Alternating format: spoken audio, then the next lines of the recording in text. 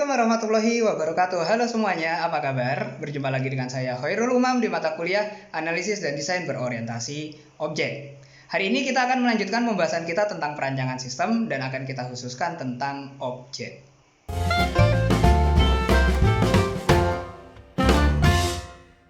Baik, di pertemuan hari ini kita masih akan berbicara tentang perancangan sistem untuk bagian yang ketiga. Lebih spesifik kita akan berbicara tentang objek. Oke, coba kita ingat lagi sebetulnya objek itu apa sih di dalam sebuah pemrograman yang berorientasi objek. Secara umum kita masih ingat bahwa di dalam pemrograman berorientasi objek itu kita akan mengenal yang namanya kelas. Kelas itu kan cetak biru ya, dia masih berupa cetakan, masih belum ada wujudnya, pokoknya hanya menyebutkan ciri-ciri tanpa nilai yang tetap dari ciri-ciri itu.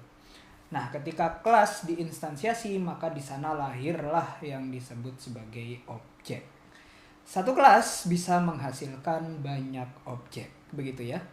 Kalau di sini kan contohnya di gambar ini kita sebut ada kelas manusia gitu ya. Tapi manusia yang seperti apa masih belum jelas. Ketika diinstansiasi bisa jadi manusia, seorang dokter, seorang perawat, seorang guru, petani, anak bayi, anak kecil dan lain-lain lagi gitu. Yang penting mereka adalah manusia. Oke, itulah yang disebut objek. Tadi kita sudah bilang bahwa dalam satu buah kelas, sebuah kelas bisa diinstansiasi menjadi banyak objek. Ada berapa batasan instansiasinya atau jumlah objek yang bisa dihasilkan oleh suatu kelas itu kita sebut sebagai multiplicity. Ada notasi yang harus ditambahkan di dalam kelas diagram untuk menunjukkan multiplicity ini. Notasinya berupa tanda bintang ataupun bilangan. Seperti yang pertama ini, tanda bintang ini menunjukkan bahwa suatu kelas bisa memiliki lebih dari satu instan alias banyak, many gitu ya. Kalau satu berarti ya hanya satu gitu, tidak bisa menghasilkan lebih dari satu. Oke. Kemudian kalau ada 0 dan 1 ini berarti pilihan. Bisa ada satu atau bisa tidak ada sama sekali. Kalau 0 dan bintang ini berarti lebih dari satu, banyak gitu ya, boleh banyak atau mungkin tidak ada sama sekali. Nah, tapi kalau 1 dan bintang berarti minimal akan ada satu. Minimal akan ada satu, lebih boleh. Itulah yang disebut multiplicity. Contohnya begini. Oke, Anda lihat di dalam garis yang menghubungkan, relasi yang menghubungkan antara kelas customer dengan kelas buku. Di kelas customer ada 0 dan bintang, di kelas buku ada 1 dan bintang. Apa makna dari multiplicity di sini? Nah, kita bisa bahasakan seperti ini. Untuk yang bagian 1 yang di dekat buku, ini berarti satu orang customer bisa mencari minimal 1 buku. Minimal ya, 1 buku. Berarti boleh lebih. Pak, bagaimana kalau ada customer yang tidak mencari ya? Di dalam hal ini, kita mengambil kebijakan dia bukan customer. Customer itu datang pasti nggak cari buku ya pesan buku gitu ya. Minimal mencari atau memesan 1 buku gitu. Pasti, wes. Kalau belum pernah nyari, belum pernah mesan, ya dia bukan customer. Dia paling hanya pengunjung, begitu. Kemudian yang di sebelah sini, yang di bagian customer, ini berarti satu buku bisa dipesan oleh banyak customer. Begitu ya. Ada satu judul buku bisa dipesan oleh banyak customer. Tapi mungkin juga tidak ada yang memesannya sama sekali alias gak laku. Gitu. Buku itu ada di toko ini, dalam hal ini Livir kemarin ya.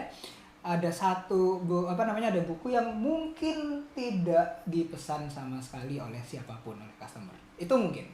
Nah, jadi begini bentuk multiplicity-nya. Ya, kalau kita kembangkan lagi tentu akan ada banyak multiplicity di sini. Yang penting antara satu kelas dengan kelas yang lain ada relasi, dan relasi itu bisa menunjukkan multiplicity-nya. Baik. Nah, kemudian karena hari ini kita berbicara tentang objek, di dalam UML ada satu diagram yang dikhususkan untuk menggambarkan objek itu. Apalagi diagram apalagi kalau bukan objek diagram gitu kan ya, sesederhana itu penamaannya. Apa itu objek diagram? Nah, objek diagram merupakan diagram yang diinstansiasi dari kelas diagram. Nah, jadi kalau di real world-nya objek adalah instansiasi kelas, maka objek diagram adalah instansiasi dari kelas diagram. Nah, objek diagram ini digunakan untuk menampilkan contoh perwujudan objek dari kelas tertentu. Jadi kita nggak sekedar menggambar kelas diagramnya aja, tapi nanti ini mana contoh objeknya. Nggak usah khawatir, contoh objeknya nggak harus benar-benar kalau katakan manusia harus gambar manusia, ya enggak. Objek mobil harus gambar mobil, enggak. Tapi nanti ada ciri-ciri ya, atribut-atributnya ditentukan nilainya. Oke, nanti dia bisa menunjukkan contoh hubungan antar objek dari kelas-kelas yang berelasi. Nah, contohnya begini kalau di kelas diagram yang tadi. Kita tahu tadi kan satu customer bisa beli banyak buku dan satu buku bisa dibeli oleh banyak customer tapi mungkin juga tidak dibeli. Nah, contohnya begini. Objek customer itu kita sebut sebagai objek fulan. Kenapa? Karena dia punya nama fulan yang alamatnya di Banyuwangi. Nah, lihat. Jadi di customer tadi kan kita sudah menunjukkan bahwa kelas customer punya atribut nama dan alamat ya. Sekarang di objeknya ditentukan nilainya. Karena sekali lagi objek itu sudah menentukan nilai dari properti di dalam kelas itu. Oke. Kemudian fulan bisa membeli buku B1 dan buku B2 gitu ya. Buku B1 itu judulnya ini, ISBN-nya ini, pengarangnya ini, harganya sekian. Buku B2 itu ada judulnya ini, ISBN-nya ini, pengarangnya ini, dan harganya sekian. Jelas. Ini bukan lagi kelas buku yang sifatnya masih general, tapi sudah spesifik ke dalam objek-objek tertentu. Begitu juga untuk buku yang ini ternyata tidak ada yang beli ini. Bisa jadi seperti itu. Oke. Nah, dari situ akhirnya objek diagram itu berguna untuk menunjukkan keterhubungan antar objek dari kelas-kelas yang berelasi. Seperti apa hubungannya, seperti apa kaitannya antara satu objek dengan objek yang lain, bisa kita gambarkan dari objek diagram. Manfaatnya nanti adalah bisa menguji kelengkapan dari kelas diagram. Artinya, apakah kelas diagram yang kita gambarkan ini sudah tidak kehilangan objek lain? Karena kadang kita masih ngambang gitu ya, membaca kelas yang apalagi untuk sistem yang begitu rumit. Kita kadang masih kelupaan satu dua kelas yang sifatnya mungkin sampingan tapi kalau tidak ada juga akan sangat mengganggu sistem. Nah, begitu kita menggambar objek diagram, biasanya kita akan nemu, oh iya saya lupa kalau belum menambahkan kelas X misalnya begitu. Baru ditambahkan di sana. Terus bisa kita periksa ada nggak sih iterasi yang terjadi di dalam sistem. Iterasi itu kan looping gitu ya, antara satu objek ke objek yang lain, kemudian ternyata dia balik lagi muter-muter gitu, akhirnya nggak selesai. Nah, dari situlah kita bisa memperbaiki pendekatannya bahwa ternyata perancangan ini masih menghasilkan iterasi, sehingga mungkin harus diubah begitu kan ya. Tapi tidak semua iterasi memang harus diubah. Kalau memang kebutuhannya di iterasi ya justru kita cari yang harus yang ada iterasinya gitu kan ya. Terus pasti untuk memberikan gambaran yang lebih jelas terkait sistem yang akan dikembangkan. Karena beberapa orang masih kebingungan kalau hanya bicara tentang kelas diagram saja. Belum punya bayangan real gitu ya.